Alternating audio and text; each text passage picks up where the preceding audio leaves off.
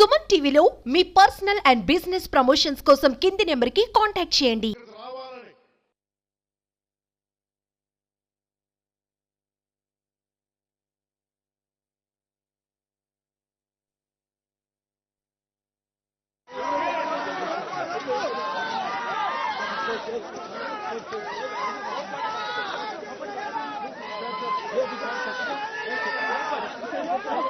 थोड़ा साइड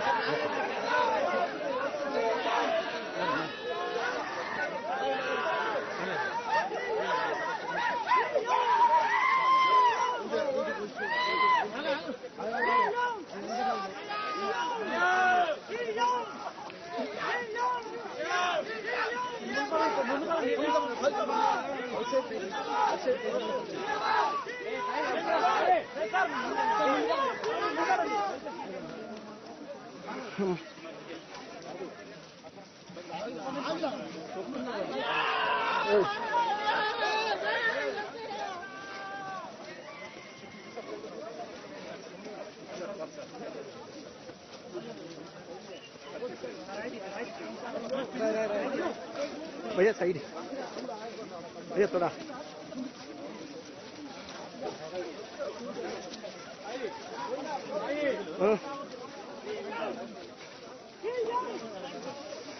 चलो चलो चलो भैया वॉक करते रहो चलिए चलिए फास्ट फास्ट चलो फास्ट फास्ट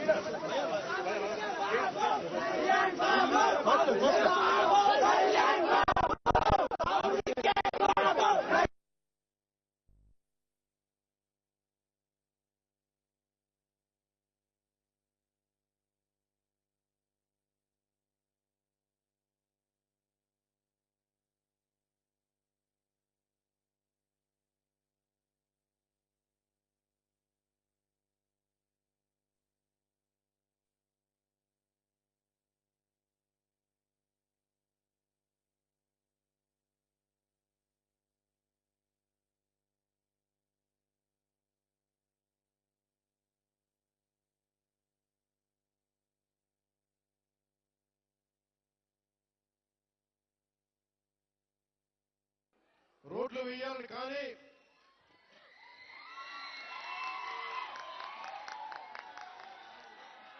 గౌరవ ముఖ్యమంత్రి శ్రీ నారా చంద్రబాబు గారి నాయకత్వంలో ఒకటే నేను కోరాను వారిని 70 సంవత్సరాలుగా రోడ్లు లేవు ఇక్కడ 70 సంవత్సరాలుగా రోడ్లు లేవు బాలింతలు రోజు డోలీలో వచ్చే పరిస్థితి ఉంది డబ్బులు లేవు ఒకవైపు మన దగ్గర కేంద్ర ప్రభుత్వం 20 నుంచి 21 నుంచి 22 వరకు 350 కోట్ల రూపాయల చొప్పున కేంద్ర మంత్రివర్గం మన నరేంద్ర మోదీ గారి నాయకత్వంలో 350 కోట్ల రూపాయలు 670 కోట్ల రూపాయలు వెనుకబడే జిల్లాలకు ఇచ్చారు గత ప్రభుత్వం ఆధ్వర్యంలో ఆ నిధులు వస్తే ఆ నిధులు ఈ రోజు దాకా దానికి లెక్క పక్క లేకుండా చేశారు ఈ రోడ్లు వేయడానికి 9.5 కోట్ల రూపాయలు ఖర్చు మీ దగ్గరికి ఓట్లు అడిగిన వ్యక్తులు నేను అన్యాయం అయిపోయి చెప్పిన బిడ్డ మీరు చూడండి 5 సంవత్సరాల పాలనలో మీకు రోడ్లు వేయలేకపోయారు కానీ మేము వచ్చి డబ్బులు లేకపోయినా మన వెనకబడ్డ జిల్లాల కోసం 700 కోట్ల రూపాయలు నిధులు ఇస్తే వాటిని ఖర్చు పెట్టలేదు దారి మళ్లించేశారు ఋషికొండ ప్యాలెస్ కి 500 కోట్ల రూపాయలు ఖర్చు పెట్టారు కానీ ఇక్కడ 9 కోట్లతోటి రోడ్లు వేయలేకపోయారు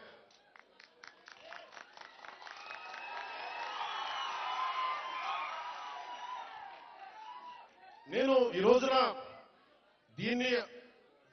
దీన్ని ఆధారం చేసుకొని ఒకటే చెప్తా ఉన్నాను ముఖ్యంగా గిరిజన వర్గ ప్రజలందరికీ మన్యం ప్రాంతంలో ఉండే ప్రజలందరికీ నేను మీకు నారా చంద్రబాబు నాయుడు గారి ఆధ్వర్యంలో నాయకత్వం నడుస్తున్న ఈ కూటమి ప్రభుత్వం తరపున మనకున్న మంత్రివర్గ సహచరులు కానీ ఎమ్మెల్యేలు కానీ అందరి తరపున నేను మాటిస్తున్నాను మీకోసం అహిర్నిశలో ఎండనక వాననక పనిచేయడానికి మేము సంసిద్ధంగా ఉన్నాం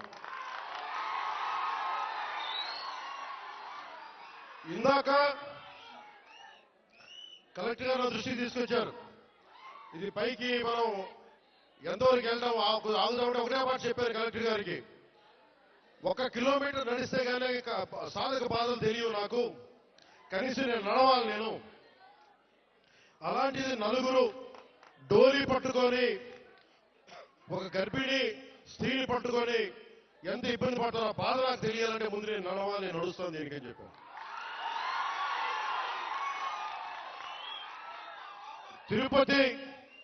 తిరుమల వెంకటేశ్వర స్వామికి నేను కొండెక్కా.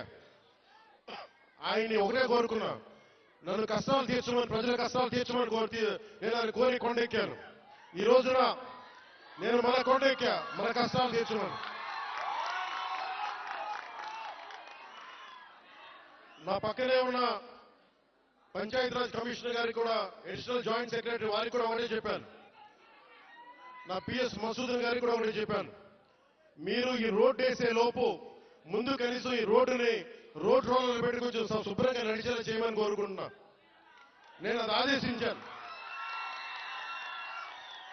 ఎందుకంటే టెండర్ కాల్ఫర్ చేసి రోడ్ వేయడానికి కొన్ని నెలల సమయం తీసుకుంటుంది కాబట్టి ఈ లోపునే మీరు అవసరమైతే మీరు కొంత మనరేగా నిధులు మళ్ళీ దానికై వెచ్చించి కనీసం మెయిన్ రోడ్ వచ్చేలా 9 కిలోమీటర్ల బీటీ రోడ్ వచ్చే లోపు మట్టి రోడ్ని బలమైన మట్టి రోడ్డు వేయమని చెప్తా ఉన్నాను. ఇది ఇంకా ఈరోజు తుఫాన్ అయితే ఉంది కానీ రోజు ఇప్పుడు శీతాకాలం కాబట్టి అందుకే రోడ్డు వేయమని మరి చెప్పాను. దాన్ని కూడా నేనే దగ్గరుండి ఉప ముఖ్యమంత్రి పేషి నుంచి నేనే దీన్ని పర్యవేక్షిస్తాను.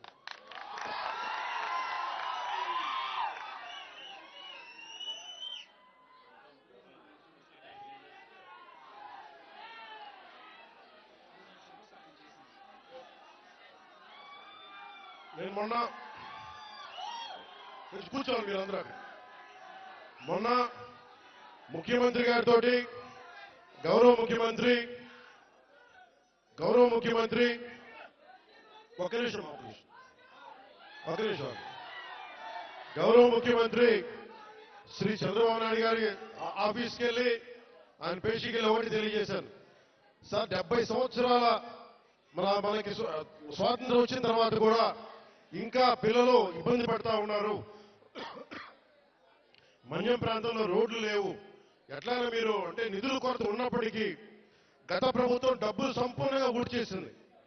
మీకు మద్యం మీద ధర పెంచి దాని మీద కూడా డబ్బులు చేసుకున్నారు. 25,000 కోట్లు భవిష్యత్తులో ఇంత తాగుతారని చెప్పి దాని మీద కూడా డబ్బులు తీసుకున్నారు.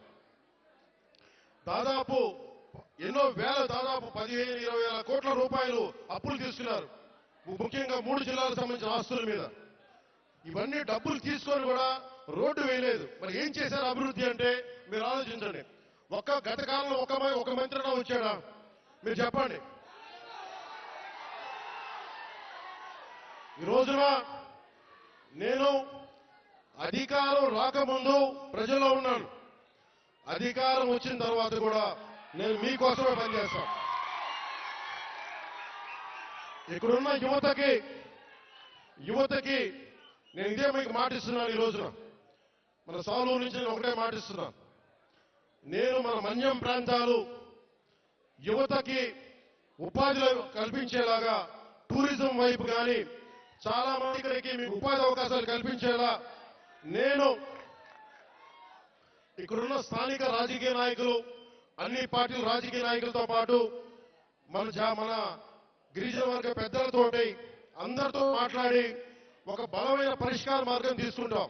అందుకే నేను ప్రతి 2 నెలలకు ఒకసారి 3 రోజులు పర్యటన పెట్టుకున్నాను మన జిల్లాలో.